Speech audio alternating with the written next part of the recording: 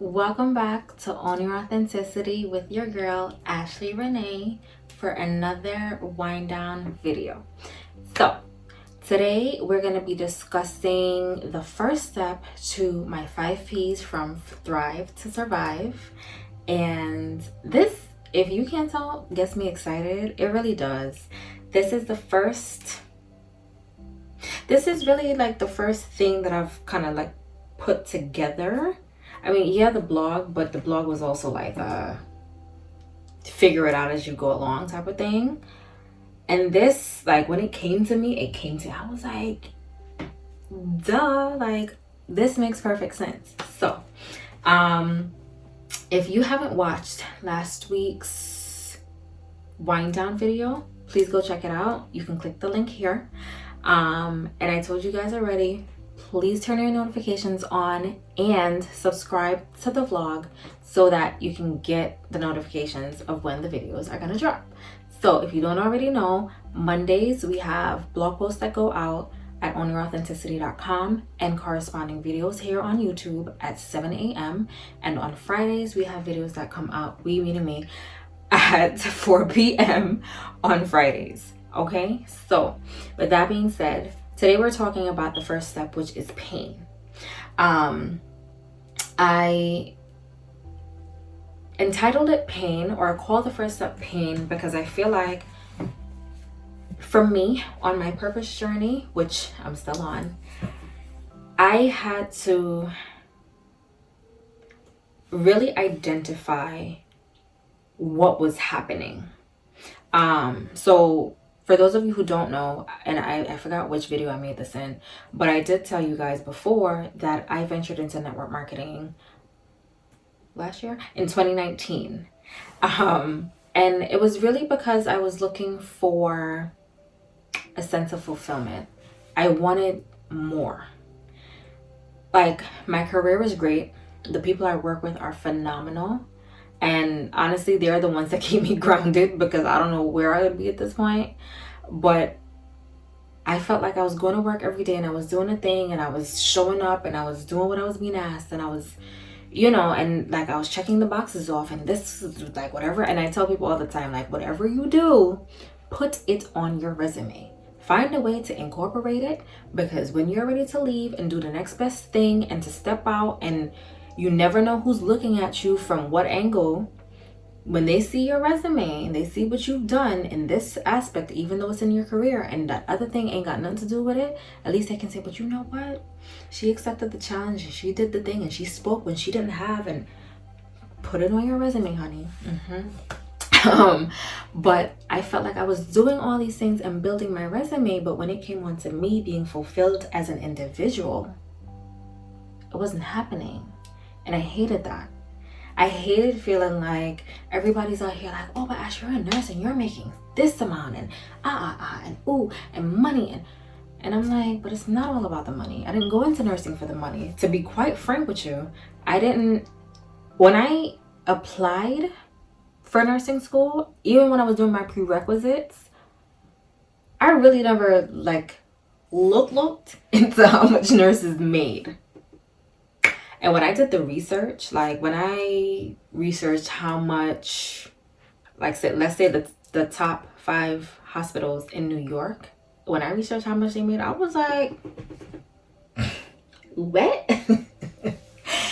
Because when you're not used to making a certain amount, or when you're just so boxed in, you don't know, right? So for me, it was an eye-opener, but at the same time, I never went into nursing because of the money. I went into nursing because whoever told me that I wouldn't get into med school, God bless their soul, I took that and I ran with it. And I believe that it's not going to happen. Added to the fact that I really just, with my stamina, the way I'm built, I'm like, I'm about not to be out here going to school for another 4 years to get another degree that I don't even know if I want.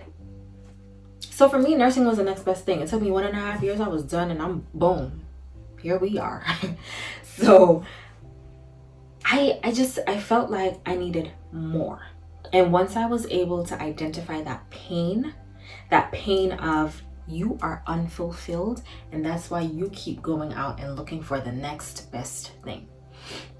I've said this before. People will say to me like, oh Ash, are you gonna go back to NP school? Are you gonna do this? Are you gonna? And I'm like, are you gonna get out of my face? Please leave me alone. One, because I don't have it all figured out yet, obviously, because if I did, you know.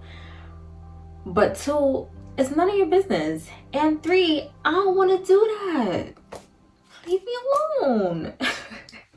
Like, it took some time for me to really pinpoint what I was feeling. And once I was able to do that, I was just like, I don't want to be or go on that traditional path. I know people who have gotten degrees and have not used them at all. My first degree is in biology, which was why I was able to do 1.5 years in nursing school, because I already had most of the prerequisites, which perfect. Like, I only took 2 extra prereqs outside.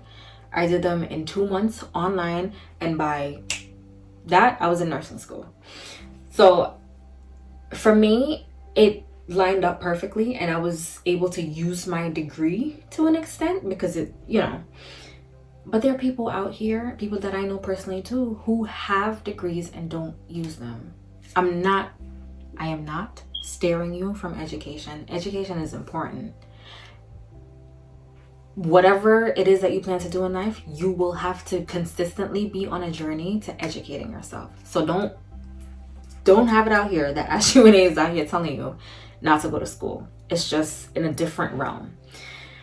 For me, I had to really sit down and think, what was it that I needed to do? Why was I feeling unfulfilled? You know, like, I've said this before, we meaning if you're on here and you feel how I feel, we are so conditioned. And I personally believe it's a Caribbean people mindset that we have to get the education and we have to do the thing. And I completely get it. Like, when it comes on to history and the past and things that have happened, I understand it. But I'm at the point now where I'm like, it's a different age, it's a different space. We got a different mindset out here. And sometimes the traditional academic route isn't it.